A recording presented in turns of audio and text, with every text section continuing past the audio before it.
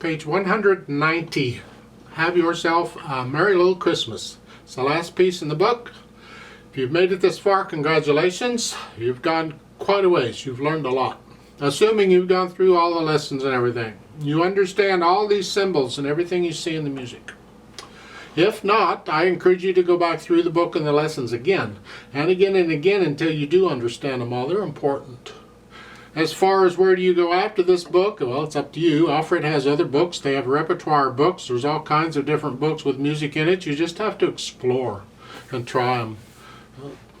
Generally speaking, with an Alfred book, at this point, you're going to go through the levels 2 and 3 and above, whatever they've got, if they've got them. You go to some other publishers, levels from one publisher to another don't match. So a level 2 in one book is not the same as a level 2 in another. Here they've stuck multiple levels together in one book. You'll just experiment. If you buy a book that's too easy, that's fine, because you can use that book for sight reading. Just you need practice of sight reading, so do that too. However, let's talk this piece. It's 2 pages long.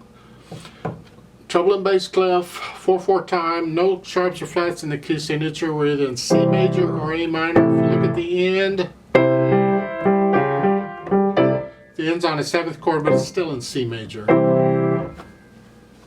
Make sure you can do the scales, the C major and the A minor scales. Let's just cover this carefully with the fingering and all. Right hand first. This first 4 notes, that's a C chord in extended position. And this is a very common fingering, that's what I recommend. And then claps, come over. See if you can do the C major scale, this is in it. So.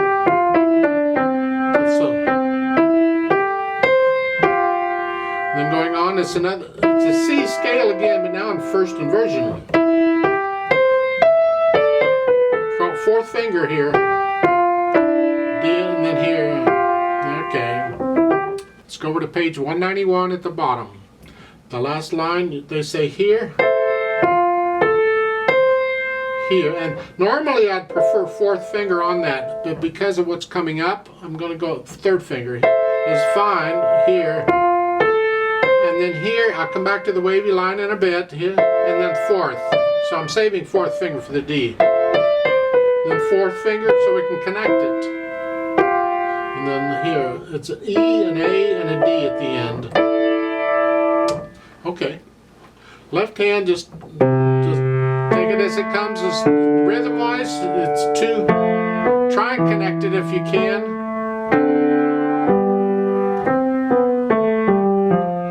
Second line, second measure. 1, 2. That B is tied. Hang on to it. Add the D to it. Sure why, but they did. Now you get to the bottom of the page, 190, and you see at the end of the line there's a treble clef. Now the left hand at the bottom staff is in treble clef, so the left hand at the page 91, you're up here, F sharp, here, and then 2 4, and then 1 3 again, 2 4, and then a 1 2. That's okay. There's other fingerings. That fingering is fine. And at the end of the line, those are G's. Now we're back into bass clef. Isn't that nice? You're down here.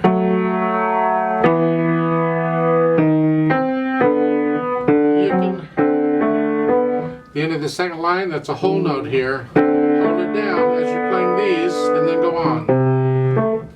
So make sure you can get the left hand okay, and then we try and put the hands together. Just don't worry about hesitating right now. We're just trying to get these are together, these together, and then here. Doing it again. That's weird. You hear and now hold the B down here, so you're here.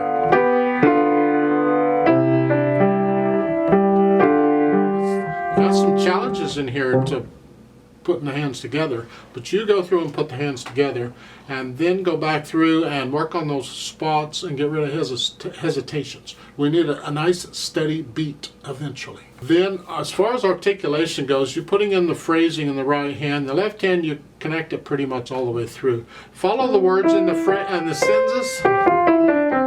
Lift up,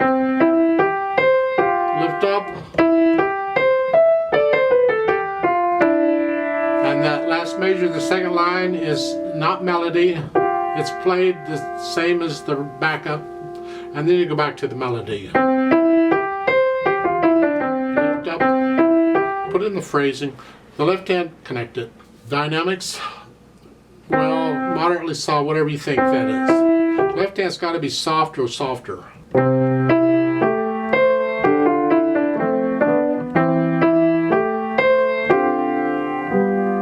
See, in the last measure of the first line, when I play that, I want to hear that. I still want to hear this.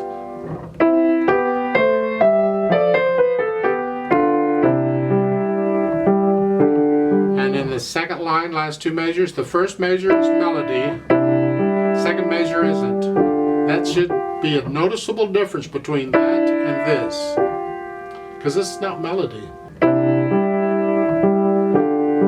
It's the same loudness as the left hand.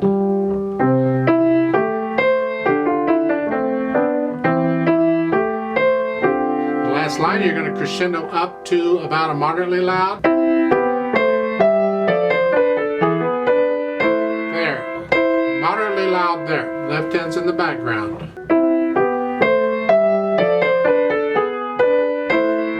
You're going to go from moderately soft to loud, and you're taking two measures to get there, so be careful or you'll be loud in the second measure.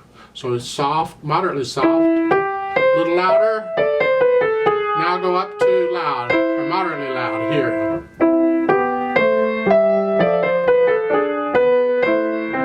Did I say loud or moderately loud? I can't remember. Don't get too carried away here. Then go back. And none of this is melody in the last measure.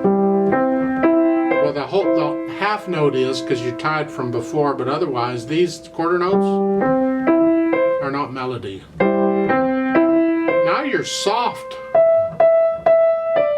The left hand is very soft. A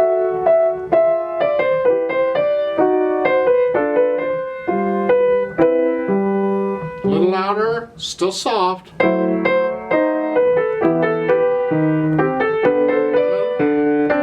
You're starting to grow again. If you're holding all the notes down, you get these notes down at the end of the second line, and now we're back up to moderately loud. In the right hand. And then at the end, the last line, you're soft here. And put this curve. You gotta do that fairly quickly. You don't have much time.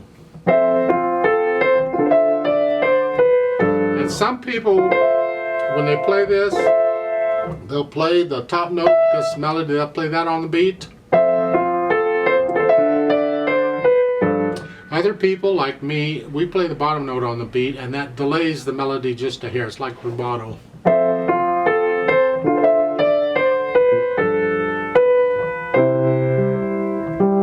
And you just go way down to very soft. Now the song ended there where the odd tempo is. I'll come back to the odd tempo. But in the last two measures, those are not, those are soft. It's all accompaniment. It's an afterthought. And this wavy line at the end, pretend that's connected all the way through and wave all of them, all five of them together, one at a time. How fast you roll it is up to you. It's interpretation. How fast do you feel it should be rolled? I don't know. Because there's a retardando in the second measure. Slow it down. And then an alt tempo means go back to what you were doing.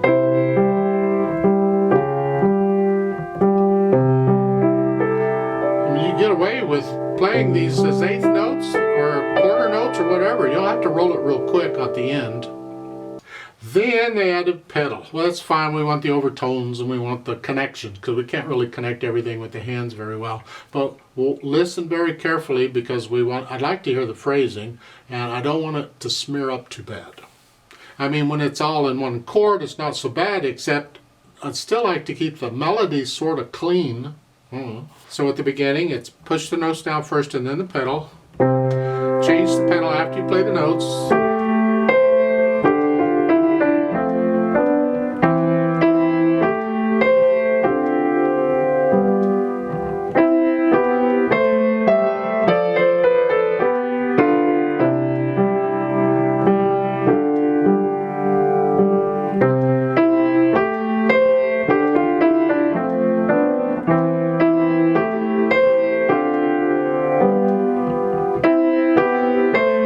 idea. Their pedaling is sort of okay for this piece because you want those a little bit of smearing. Okay, that's fine. So I think for the most part you can go ahead and just pedal. If you don't like the sound of it, then experiment with the pedal and change it. That's fine.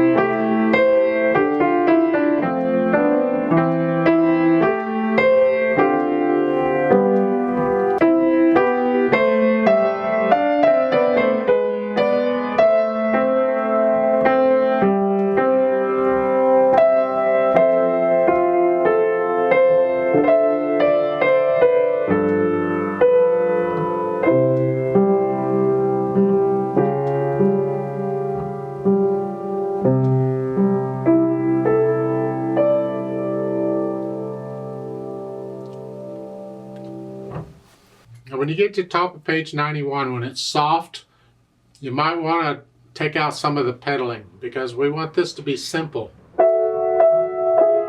I can take out, I'd not pedal the eighth notes.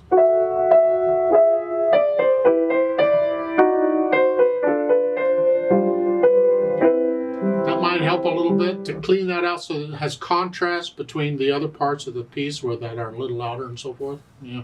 Experiment with the sound. I don't really think you need to play with me when you get to this level. I've been doing it through the book. I'll go ahead and do it here too. So I'll give us 4 counts. I'm not going to do any dynamics. Let's just go through and play it together to make sure the notes and the rhythms are correct. 1, 2, ready, go.